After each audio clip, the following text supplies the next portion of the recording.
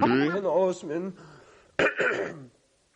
Dehanosmin yata dehe Dehanosmin yata dehe Kumarang yovinang jara Kumarang yovinang jara Tata dehāntara-prāptiḥ Tata dehāntara-prāptiḥ dhīrastatra namuhyate Dhīrastatra namuhyate. Translation.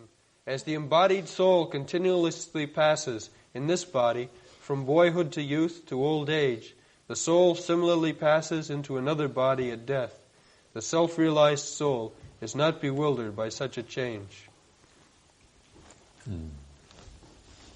This simple thing they cannot understand. Therefore, it is mentioned here, dhīra stattanamiyati. Dhīra means sober, cool-headed man. And just the opposite is adhīra. Adhīra means third class, fourth class man, or rascals. Adhīra. Dhīra means sober, just like the exact translation is gentleman, dhīra. And those who are not gentlemen, uncultured, uneducated, rascal, they cannot understand. Otherwise, what is the difficulty? How plainly, how easily explain that Kaumara Jovanam Jana. There are 3 stages. Kaumara. Up to 15th year, it is called Kaumara. And then from 16th year, it begins youthful life up to 40th year. Then after 40, one becomes Jara, old man. Primarily old man and later on. Say 40 to 50, primarily old man.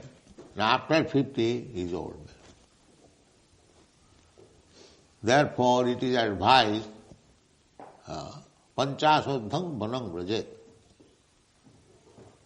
Panchas means 50. Urdham, 51. And rest of the days, maybe 100 years, but that is not possible nowadays. Maybe 70, 80, at most. Somebody lives 90, 95, 100 years, although the limit. Nowadays nobody lives. So, those who are dhīra, gentlemen, sober-headed, cool-headed, they can understand that I have changed my bodies. When I was a boy, up to 15th year, I remember how I was playing, I was jumping. Then I became young man, how I was enjoying my life with friends and families. Now I am old man. I am means my body. Dehina. Dehi and dehina. Dehi means the proprietor of the body, owner of the body. And deha means the body.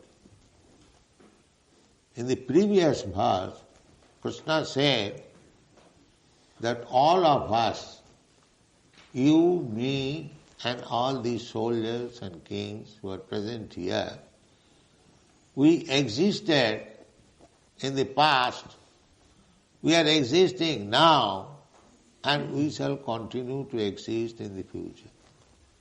This was the statement. But rascals would say that how I was existing, I was born only in such and such year. Before that, I was not existing. At the present time existing, that's all right, but as soon as I die, I will not exist. Now Krishna says that all of us, we are existing, we are still existing, and we shall continue to exist. Is that contradictory? No, that is not contradictory. It is fact.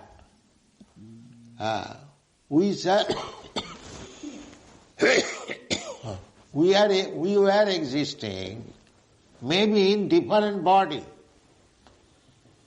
and we shall continue to exist in different body. Dehāntara-prāptiḥ. This is to be understood. Not that my existence. The example is given, dehāntara, just like I was boy, then I became young man. So the body changed. Now I have become old man, the body changed. But I am existing, the proprietor of the body. So where is the difficulty to understand? Dehina means of the proprietor. The body is changing. I can understand that my body has changed. So next life, the body may change, it will change, but I may not remember. That is another thing. Just like in my last life, what was my body, I do not remember. So forgetfulness is our nature. Because I forget something, that does not mean the things did not take place. No. In my childhood, I did so many things. I do not remember. But my father, mother, who has seen my childhood, they remember. So forgetting does not mean that things did not take place. Similarly, death means I have forgotten what I was in the past life. That is called death. Otherwise, I, a spirit soul, I am not death. Suppose I change my dress. In my boyhood, I was in a different dress. In my youthhood, I was in a different dress. In my old age, or as a sannyasi, I am in a different dress. The dress may change. That does not mean the owner of the dress is dead or gone. No. This simple thing, transmigration of the soul, is explained. And individual, all of us individual. There is no question of mixing together. Every one of us. Individual. God is individual, we are also individual. That we have explained yesterday. Nitya nityanam chetanas chetanam. Only difference is that God does not change his body. I change my body. That is also in this material world. When I shall go to the spiritual world, there is no more change of body. Eternal. As Krishna has got his eternal body, Satchidananda Vigraha, form, eternal, blissful of knowledge. Similarly, when you go back to home, back to Godhead, then we get also similar body, Satchidananda Vigraha. Ishvara Parama Krishna Satchidananda Vigraha. That is the difference. When Krishna comes, he does not change his body. In this material world, Krishna does not change, therefore his name is Achyuta. He never changes, he never falls down. Because he is the controller of Maya. And we are controlled by Maya, that is the difference. Material energy, we are controlled by the material energy. But Krishna is the controller of the material energy. Not only material energy, spiritual energy. All energies. Everything that we see, everything manifested, whatever we see, that is Krishna's energy. Just like heat and light is the energy of the sun. Similarly, Krishna's energies, there are many energies, but they have been divided principally into three. External energy, internal energy, and marginal energy. So we are living entities, we are marginal energy.